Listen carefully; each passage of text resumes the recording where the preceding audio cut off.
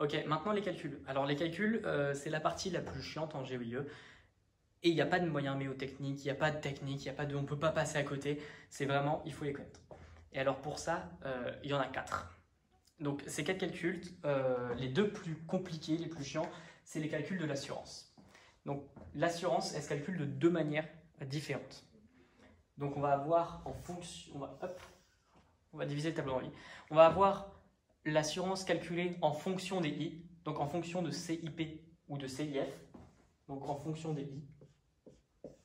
Ça sera ce cas-là le plus souvent. Donc on vous dira en fonction de CIP ou en fonction de CIF. Ou alors on vous dira selon CIP ou selon CIF. Donc ça sera cette formule qu'il faudra utiliser. Et dans l'autre cas, ça sera en fonction de palier. Donc je ne sais pas comment on va appeler ça. Mais ça sera en fonction de CPT ou en fonction de CFR. Donc on va juste mettre un 2 parce que voilà.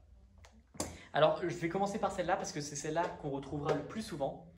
Et ça c'est une formule qui est méchante, bête et méchante à prendre.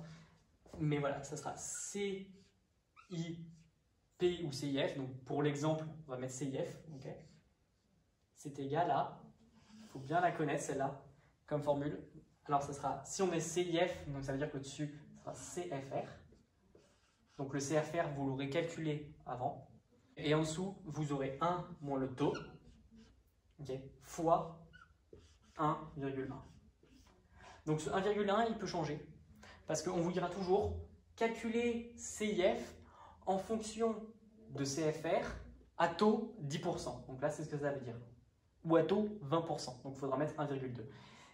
Et le taux, qui est ici, celui-là, il vous est donné dans l'énoncé. Donc c'est pour ça que j'ai fait la vidéo sur les petits trucs préliminaires, les petits calculs préliminaires d'abord.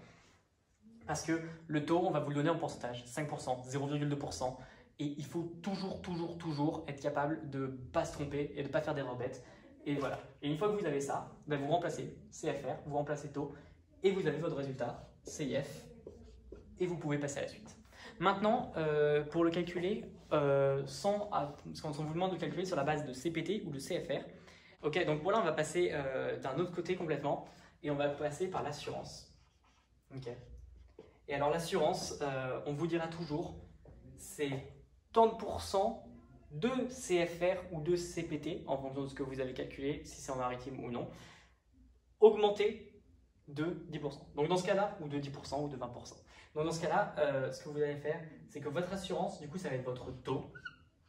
Donc comme je disais dans la vidéo de juste avant, pas se tromper, le taux, si c'est 0,9%, il faut bien décaler la virgule.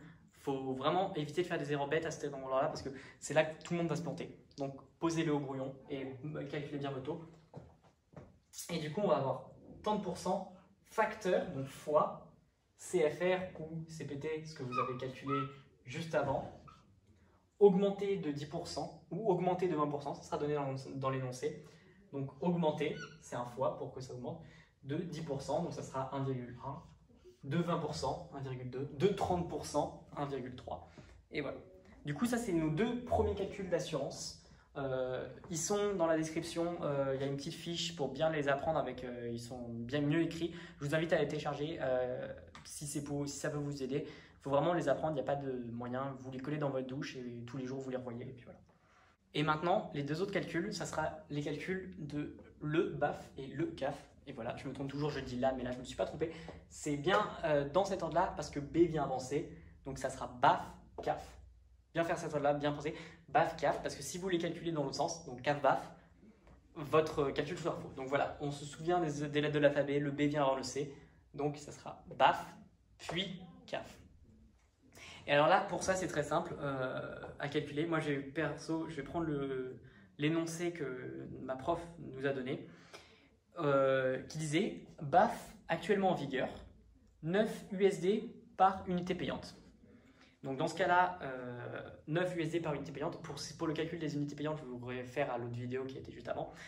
On va juste faire 9 $, du coup pour la BAF, c'était 9 $ fois unité payante. Donc ça, on vous les donnera, vous les calculerez, ça sera soit 5, soit 10, soit 20. Donc voilà, on va dire 10.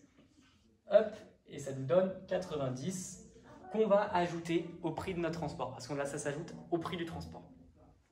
Et une fois qu'on a fait ça, on calcule la CAF. Parce que la CAF, c'est 5% du frais corrigé. Donc, qu'est-ce que ça veut dire le frais corrigé? Le frais corrigé, ça veut dire que vous avez le bateau, donc le transport principal, plus la BAF.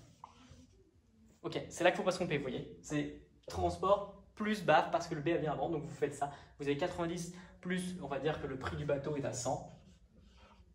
Du coup, vous avez 190. 100 et 90, 190. Et vous calculez votre casse sur le 190. Il ne faut vraiment pas se tromper sur ça. Bien faire BAF puis CAF. Et du coup, la CAF, 5% du frais corrigé, bah là, c'est comme je vous disais dans la vidéo, vraiment pas se tromper et 5%. Du coup, 5%. On décale la virgule de 2 crans. Du coup, c'est 0,05. 5%. Voilà, on a décalé la virgule bien de 2 crans. Le faire au bouillon pour éviter de se tromper. Et c'est avec ça qu'on va calculer, du coup, en utilisant BAF plus CAF. Donc, ça sera 5% de 190. Voilà, bien se souvenir de l'ordre, BAF puis CAF.